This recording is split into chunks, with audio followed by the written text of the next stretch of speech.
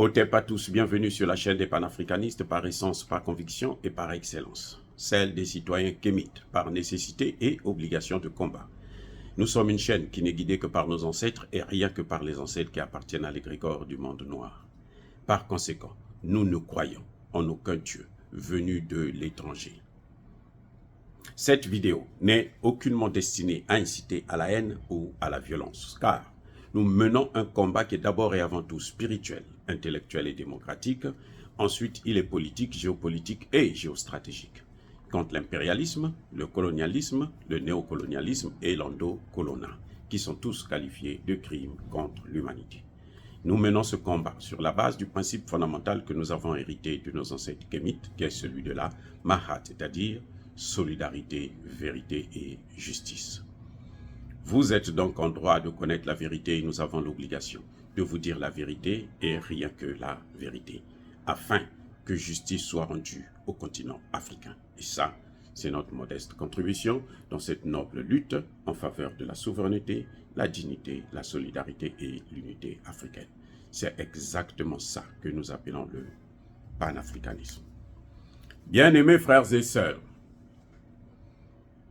le président algérien Temoun, il a vraiment blagué, il s'est moqué de l'imam Dicko. J'espère que l'imam Dicko a compris maintenant la réponse. J'espère qu'il a compris que ça ne sert à rien de se faire manipuler comme ça pour détruire son propre pays. Eh oui. Les soins qu'il est en train de suivre là en Algérie, il aurait pu les suivre au Mali, si le Mali était bien géré. Si le Mali n'était pas attaqué par les terroristes, que lui, il connaît bien et qu'il soutient même d'ailleurs. Il aurait pu avoir ses soins à côté de sa famille. Et ça, c'est aussi une condition de guérison. Quand vous avez vos soins, la famille est là, on peut venir vous voir n'importe quand ils veulent, ainsi de suite. Et puis vous êtes entouré de vos familles. Vous avez vu comment on a sauvé le Premier ministre? Parce qu'il était chez lui et entouré de la famille. S'il était à l'étranger là, oh, il passait. Le Premier ministre Choguel. Eh oui. Donc même quand on est malade, là, il y a cette solidarité familiale là, elle est très importante. L'environnement, c'est très important pour les soins, pour la guérison, le rétablissement. C'est très important. Bref, eh bien, Mamoud Dicko vous dit lui-même, écoutez, Mamoud Dicko parle, il dit, le président, en parlant bien sûr du président algérien, le président m'a partagé 2 points lors de notre entretien. Tout d'abord, il m'a dit, j'ai construit la 3e plus grande mosquée au monde, après celle de la Mecque et de Médine. Mais nous ne voulons pas en faire uniquement un lieu de prière. Écoutez, cette mosquée-là ne va pas être seulement un lieu de prière. Alors que la mosquée est faite pour ça. C'est comme l'église. Hein. L'église n'est pas faite pour le commerce. Vous avez vu dans la Bible, Jésus vient, il détruit tout. Il casse tout. Ce qui faisait le commerce dans l'église, c'est interdit. Donc, la mosquée aussi, là, ce sont les mêmes règles. La mosquée est faite pour la prière. Un lieu de concentration. Pas un lieu de recherche. Pas un lieu pour réfléchir comment on va faire pour détruire tel autre pays, comment on va faire pour attaquer, pas un lieu où on va mobiliser les terroristes, non. Ça, ce n'est pas la mosquée. Le rôle de la mosquée, là, c'est pour le contact, la relation avec son Dieu. Bref, on continue. Donc, je disais que nous ne voulons pas en faire uniquement un lieu de prière. Nous souhaitons également en faire un centre de réflexion pour les chercheurs et les savants du monde. Nous voulons en faire un lieu de recherche de réflexion, de recherche. Pour les savants. Pas pour n'importe qui, pas pour les imams, hein, pour les savants du monde. Afin de trouver des solutions aux crises multidimensionnelles qui traversent le monde. En particulier, les États du Sahel. L'Algérie a construit une mosquée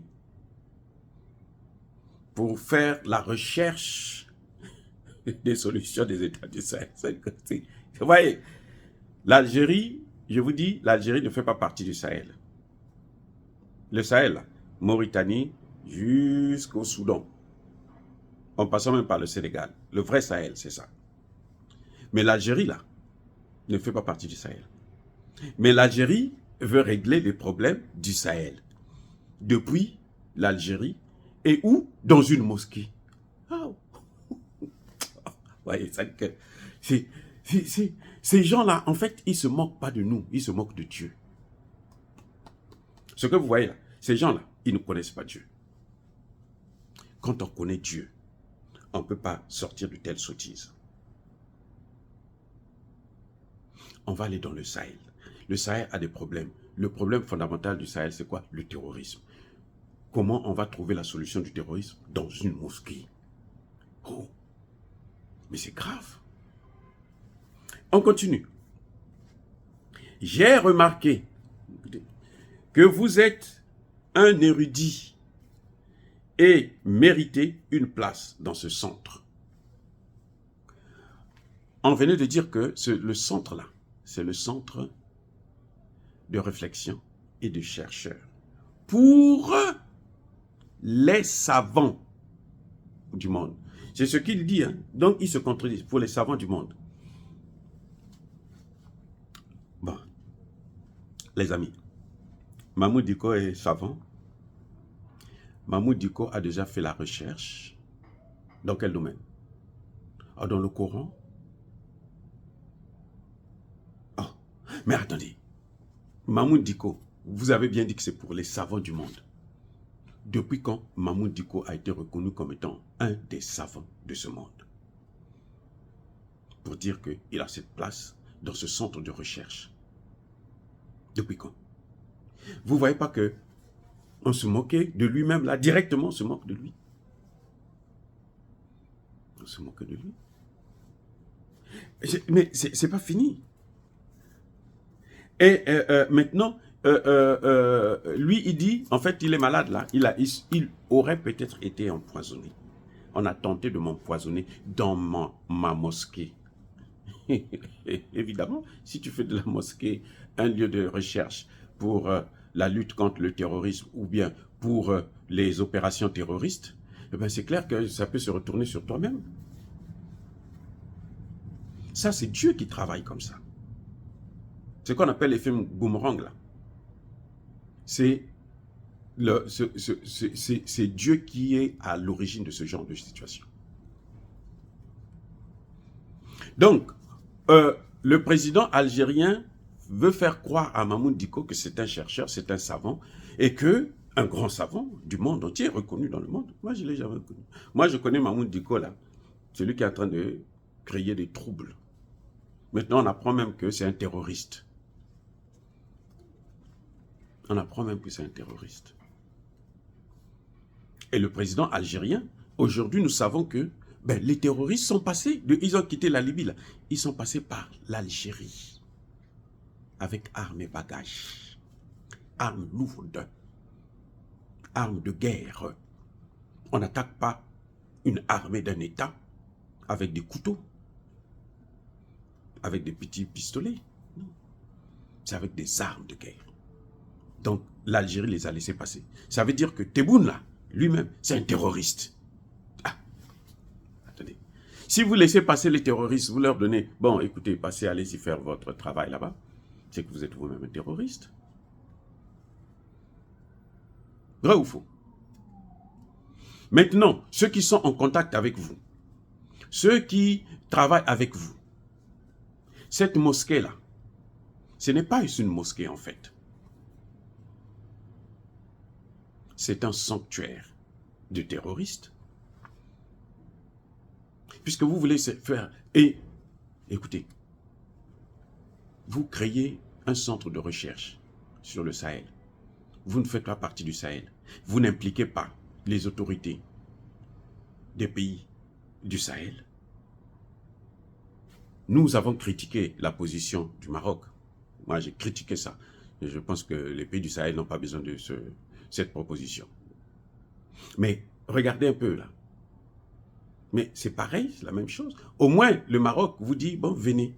Si vous acceptez, bon, on fait l'affaire ensemble. Mais l'Algérie, là, il ne vous consulte pas. Il cherche des solutions à votre place. C'est une façon de se moquer des gens. Là, mais Tebboune est fou. Il y a un problème là. C'est une façon de se moquer des gens. C'est comme je venais de dire tout à l'heure dans une de mes vidéos que les États-Unis décident d'envoyer des armes et des soldats mercenaires au Centrafrique sans avoir en discuté avec le gouvernement centrafricain. Mais c'est comme si pour eux, bon, vous n'êtes rien du tout. C'est nous qui commandons. Ce monde-là nous appartient. En fait. Vous savez, quand vous avez dans votre maison, là,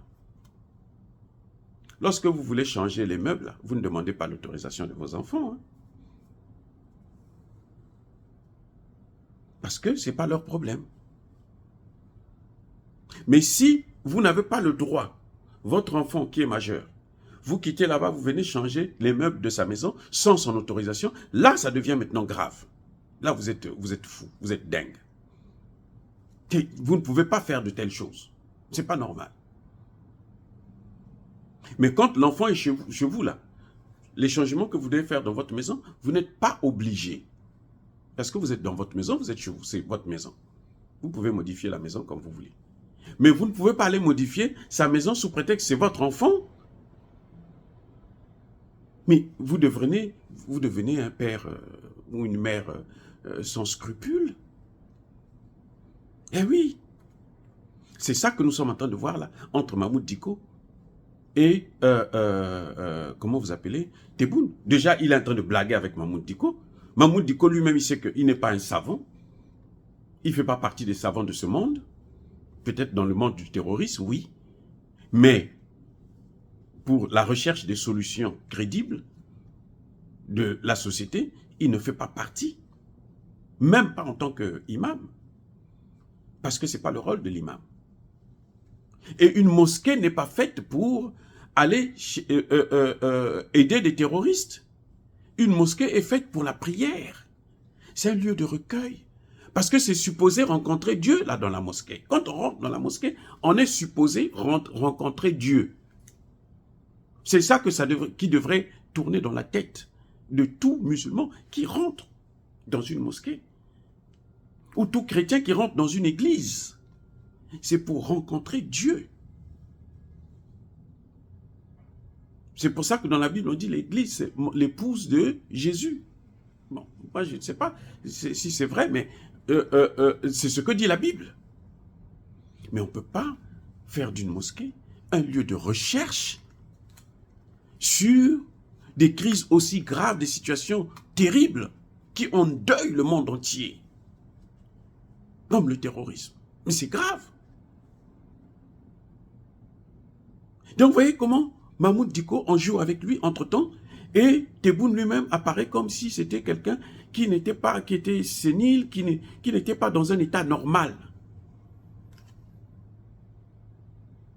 C'est tellement ridicule d'en arriver là. C'est pas possible. Pour un président algérien, nous avons du respect pour l'Algérie. Parce que nous savons que dans l'histoire de l'Afrique, l'Algérie a toujours été du côté des indépendantistes. Puisqu'elle-même, elle a reçu son indépendance par la force. Mais ce n'est pas pour qu'on chasse les Occidentaux et puis l'Algérie vienne prendre le relais. Non. Si elle nous a soutenus pour ça, si elle croit que c'est ça, eh bien elle se trompe largement. Parce que l'Afrique a existé avant l'Algérie. Non. L'Afrique est le berceau de l'humanité. Et quand on parle de l'Afrique, le berceau de l'humanité, là, ce n'est pas l'Afrique du Nord. Hein.